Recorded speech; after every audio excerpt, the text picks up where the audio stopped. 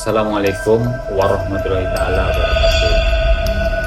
Kali ini saya akan menceritakan kisah waktu saya masih umur 12 tahun atau sekitar tahun 80-an.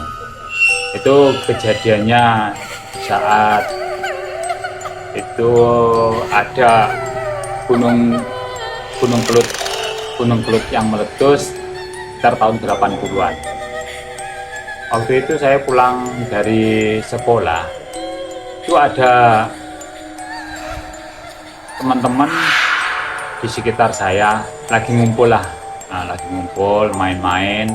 Tahu-tahu jam 1 siang itu ada kilatan petir, tapi nggak ada bunyi petir, dan itu jalan dalam jangka detikan. Itu kilatan itu tidak membunyikan suara, tapi bentuk kilat-kilat itu memanjang terus dari utara ke selatan, itu memanjang, dan itu membawa satu kegelapan di belakangnya.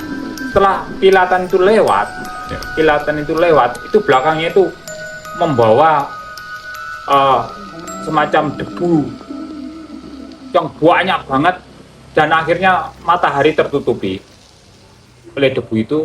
Dan di saat itu juga jam 1 siang itu menjadi gelap. Itu pun saya nggak berpikir kalau itu ada gunung meletus. Itu saya nggak berpikir. Pikiran saya ini mungkin ada badai. Tapi itu badai apa saya pun nggak tahu juga. Tapi intinya saya pikirnya itu ada badai ini, atau mungkin mau turun hujan. Tapi ternyata bukan turun hujan, turun debu vulkanik. Debu vulkanik itu. Dan itu semakin lama bukan semakin terang, tapi semakin gelap dan tambah gelap. Akhirnya orang yang mengerti, orang dewasa yang paham itu, oh ini gunung Kelut meletus, Bukannya saya lari cari tempat tinggi, bukan. Saya lari ke sungai, saya lari ke tempat alirannya lahar dingin itu lewat. Jadi saya pergi ke Sungai Brantas sama teman-teman saya sana. Jadi saat orang-orang itu lari semua ke hutan nyari dataran tinggi, saya lari ke sungai untuk melihat lahar itu turun ke sungai itu. Jadi saya lihat itu di sana itu airnya itu bergejolak begitu dahsyatnya. Dan saya lihat itu banyak pohon-pohon yang tumbang ikut hanyut, banyak itu hewan-hewan mati ikut hanyut. Salah satunya ada kambing, sapi, semuanya kera semuanya ikut ke aliran itu, ikut Sungai Brantas itu kena lahar itu. Jadinya banyak korban lah. Mungkin kalau manusia pun juga ada, tapi nggak terdeteksi atau nggak terhitung. Tapi sebelumnya itu pun ada suatu tanda-tanda yang orang nggak paham. Waktu itu 2 hari sebelumnya terjadi itu, di dekat desa saya itu ada jalan yang menuju ke Gunung Kelut, dan itu ada jalan raya. Nah itu sebelumnya itu ada banyak orang gila, menurut dari orang kampung saya, orang gila itu turun dari sana, dari atas bukit sana itu turun. Dia bilang, awas hati-hati, gunung mau meletus. Terus ada lagi lewat, awas hati-hati, gunung mau meletus. Itu sampai bukan 1-2 orang gila yang lewat. Menurutnya orang gila, tapi setelah diteliti itu bukan orang gila, tapi ternyata seorang pertapa yang meninggalkan pertapaannya karena gunung itu mau meletus. Itu sebelum terjadinya meletus itu banyak orang itu menyaksikan keanehan. Salah satunya waktu sudah meletus, lahar itu sudah turun, vulkanik juga sudah naik, memenuhi kampung itu, memenuhi desa itu, dan pasir itu bukan pasir lagi, batu-batu apung itu berjatuhan dari atas langit itu ada salah satu keanehan, yaitu salah satu seorang perempuan itu masih gadis belum menikah, yaitu tidak punya pacar, tidak apa, itu sakit perut waktu orang lagi sibuk-sibuknya lari pergi ke tempat dataran tinggi, itu sakit perut. Nah, sakit perut itu anehnya, sakit perut itu dalam masa menitan, jaman, itu semakin lama perut itu semakin membesar kayak orang kena santet. Jadi semakin lama semakin membesar, akhirnya dalam waktu antara 6-7 jam itu semakin membesar perutnya. Nah, waktu 8 jam itu sudah ada interaksi kayak mau melahirkan. Tapi ternyata bukannya yang keluar itu suatu kotoran atau apa, yang keluar itu bayi. Aneh itu, yang keluar itu bayi. Jadi saat orang lari, terbirit-birit atau lari untuk menyelamatkan diri untuk supaya tidak kena lahar, dia itu cari tempat yang tinggi. Nah, itu ternyata anak perempuan tadi itu tambah sakit perut dan mengeluarkan seorang anak. Dan ternyata waktu keluarkan anak itu dan benar-benar real kayak orang melahirkan seperti biasa itu, ya keluar darah, ya itu pokoknya semuanya itu kayak orang melahirkan dari mulai dari bulan 1 atau bulan pertama sampai ke 9 bulan, itu seperti itu prosesnya sampai akhirnya lahir. Terus habis lahir sekitar 6-8 jam itu lahir, langsung dipotong airnya, langsung lari ke tempat dataran tinggi.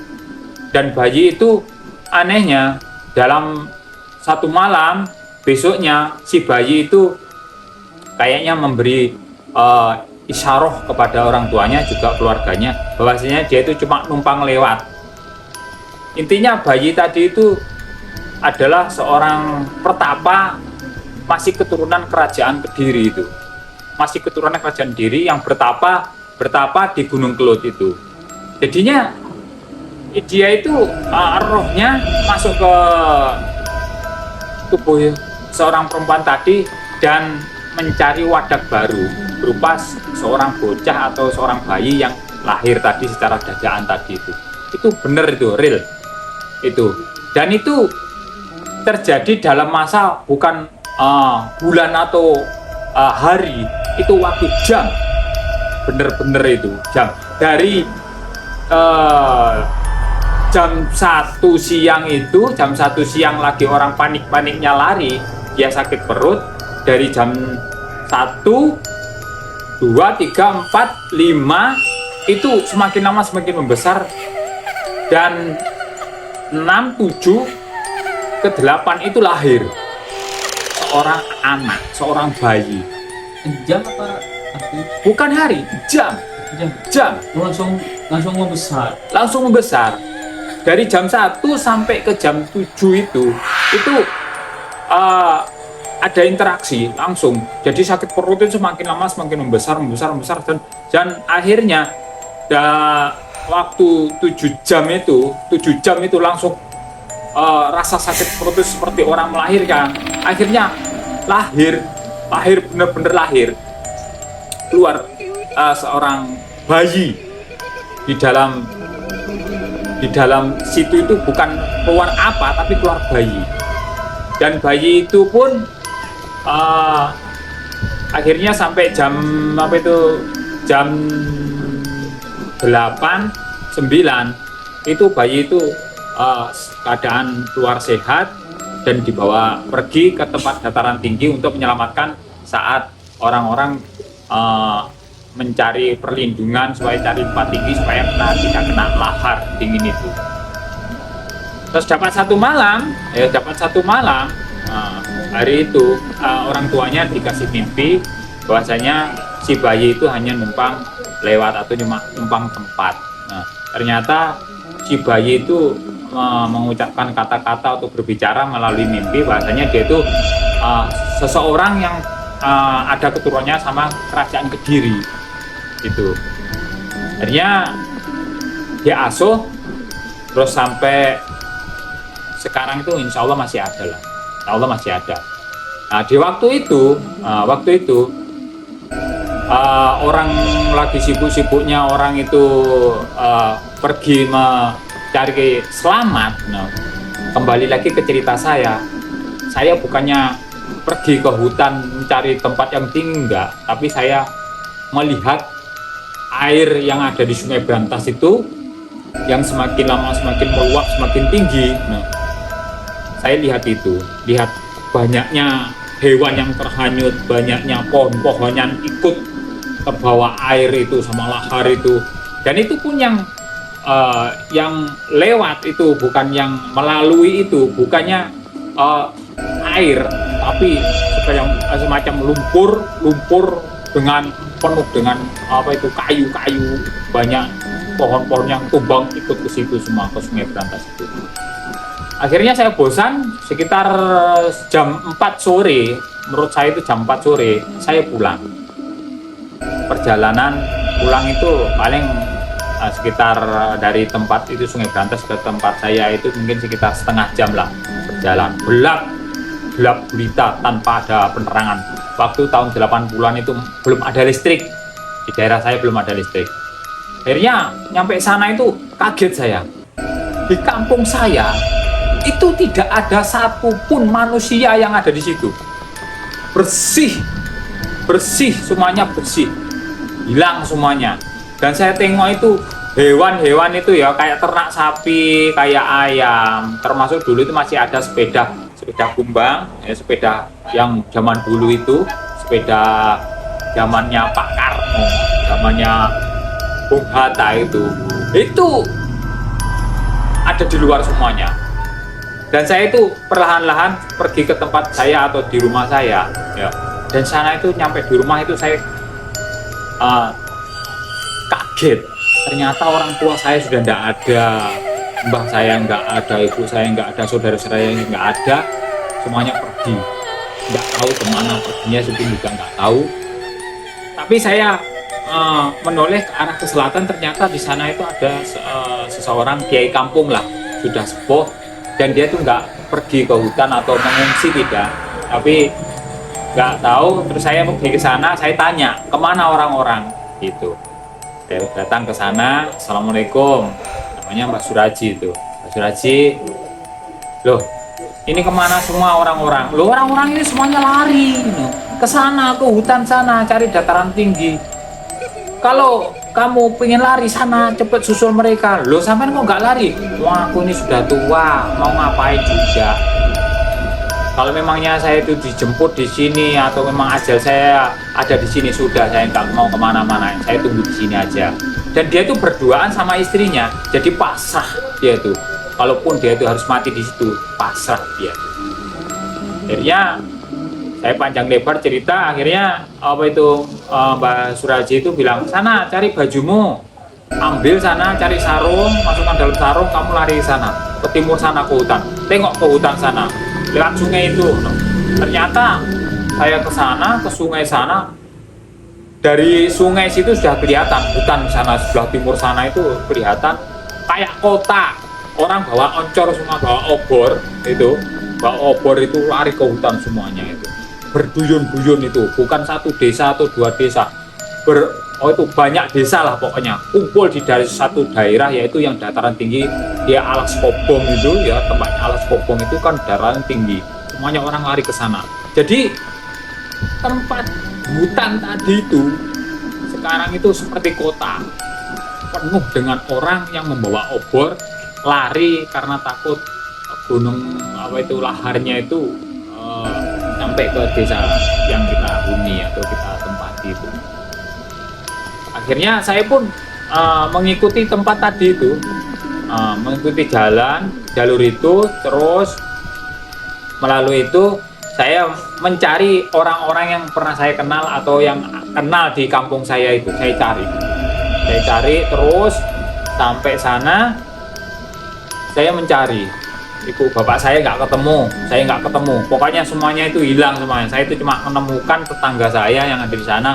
Saya tanya, gimana ini ceritanya, harus gimana ini? Ya kita tunggu saja ini, no. Sampai nanti ada pemberitahuan dari pihak balai desa bahwasanya kita itu boleh balik lagi ke kampung kita gitu. Oh ternyata sebelumnya tadi waktu saya pergi ke Sungai Berantas itu ada dari pihak balai desa disuruh mengungsi.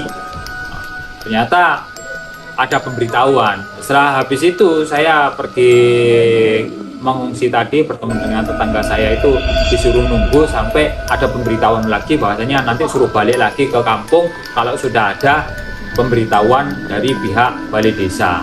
Terus akhirnya nunggu itu mulai, saya itu pun jamnya saya sudah nggak ingat saya itu pulang itu jam 4. Terus tapi sudah sampai malam itu, akhirnya sampai malam juga. jam berapanya nggak tahu. Saya itu sampai nggak bisa tidur, nggak bisa ngapa-ngapain. Orang itu panik semua di sana, itu panik. Karena apa? Semakin lama itu lahar itu semakin tinggi kan sebelah rumah.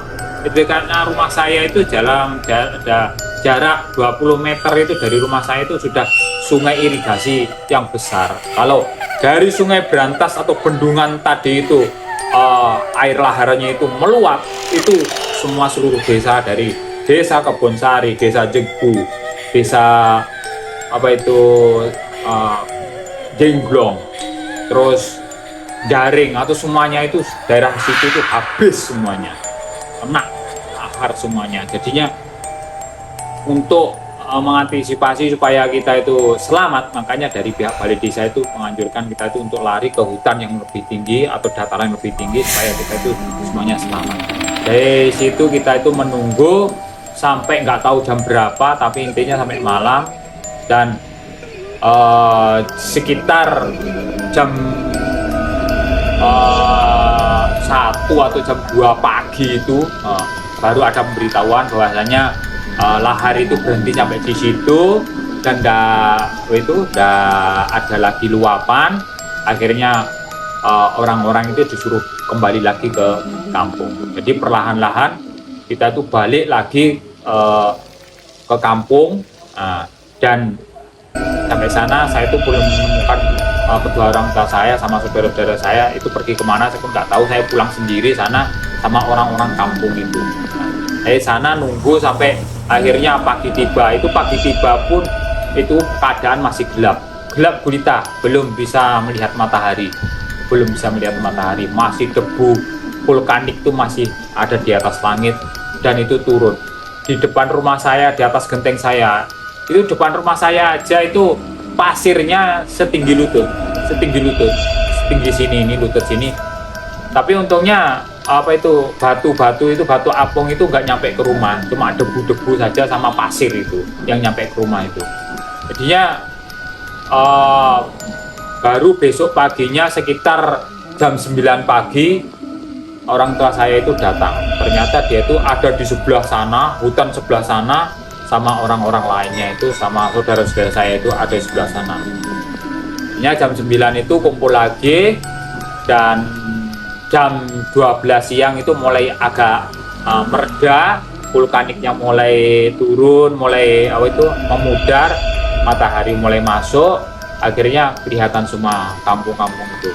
Dan kampung saya itu penuh dengan debu vulkanik dan pasir yang setinggi lutut.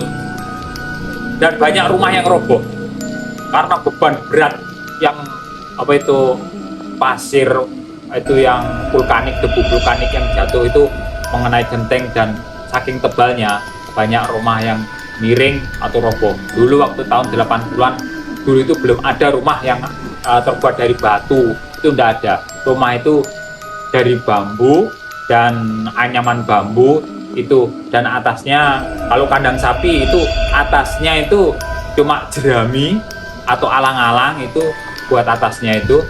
Kalau rumah memang ada genteng, tapi itu untuk temboknya bukan tembok tapi anyaman bambu.